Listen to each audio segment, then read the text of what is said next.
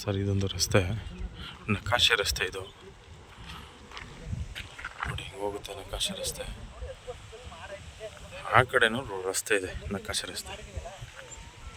ಇದು ನೋಡಿ, ಇದು ಇಲ್ಲಿ ಪ್ಲಾಸ್ಟಿಕ್ ಇದು ಹಾಕಿದ್ದಾರೆ. ಸೌತೆಕಾಯಿ ಹಾಕ್ತಿದ್ದಾರೆ, ಮಂಗಳೂರು ಸೌತೆಕಾಯಿನ ಹಾಕ್ತಿದ್ದಾರೆ.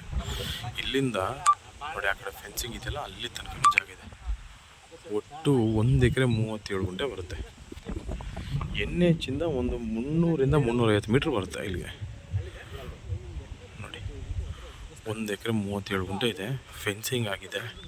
ಒಂದು ಸೈಡ್ ಮಾತ್ರ ಫೆನ್ಸಿಂಗ್ ಹಾಕೋಬೇಕಷ್ಟೇ. ಈ ಥರ ಫೆನ್ಸಿಂಗ್ ಹಾಕೋಬೇಕು. ಎಲ್ ಶೇಪ್ ಒಂದು ಫೆನ್ಸಿಂಗ್ ಹಾಕೋಬೇಕು, ಎಲ್ ಶೇಪು.